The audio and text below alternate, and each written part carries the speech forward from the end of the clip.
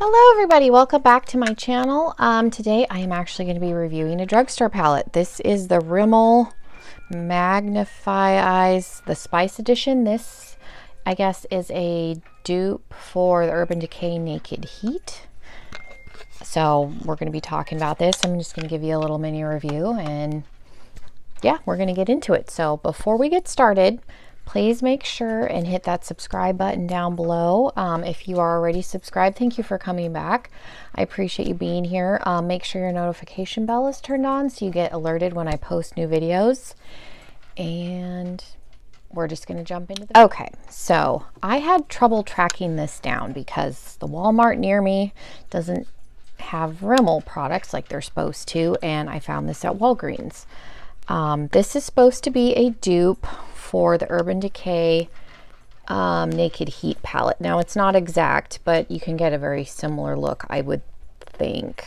I don't own that palette, but I was interested in buying it. It comes with this little like spongy thing that I'm probably just going to toss, but here's the palette. It's very pretty. I am wearing it on my eyes, and I did my eye makeup this morning at 6:30, and it is now 7:45. So this is how it's held up. I do have primer on. I'm wearing the MAC Paint Pot and Soft Ochre, and then I do have some concealer on my lid with the shimmer, and then I put a little bit of the Stila Glitter and Glow. This one is Sunset Fire. So there's just a little bit. I used a brush, so it's not like super thick, but I wanted it to be more sparkly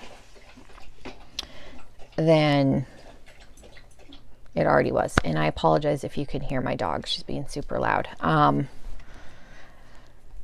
Anyways, I was super impressed with this palette. There's a berry toned one that I wouldn't mind getting. I went back to the Walgreens and they don't have that one. They have a bunch of these, but they didn't have that one. So this is the only one that I own, but I'm sure these colors maybe have names. I don't know.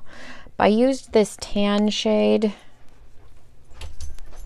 I'll swatch the colors I used. I used this burnt shade, a little bit of this deeper shade, and then on my lid I have a combination of that shimmer and this one. I mean, the shimmers are all right, they swatch good, but they're not like blinding, so I have a bunch of those Stila glitters, so I put them on it. But those are the shades that are on my eyes. Like I said, there's no names on them, but that's what's on my eyes. And like I said, I've had this on for over 12 hours. So granted, I did wear an eyeshadow primer, but eyeshadow primer will help with the longevity of the eyeshadow. And then, I did put a little bit of this white one under my brow bone. So yeah, I swatched this whole palette day before, or yesterday, last night. I was super impressed, so I tried it out today, and I'm a huge eyeshadow snob. I don't like drugstore eyeshadow. Like, I barely like ColourPop. It's not a secret, and I'm not trying to be like, if you like drugstore eyeshadow, it's really hard when you've started using higher end eyeshadow. Drugstore just doesn't perform the same. It just doesn't. And so for me to like this, I think, not that I'm the end all be all opinion, because I'm not, but I was really surprised. Like I said, I want the berry one now, but I want to find it in the store. I won't order it because then I have to pay shipping, and I don't want to do that. So if I can find the berry one, this is the 005 Spice edition.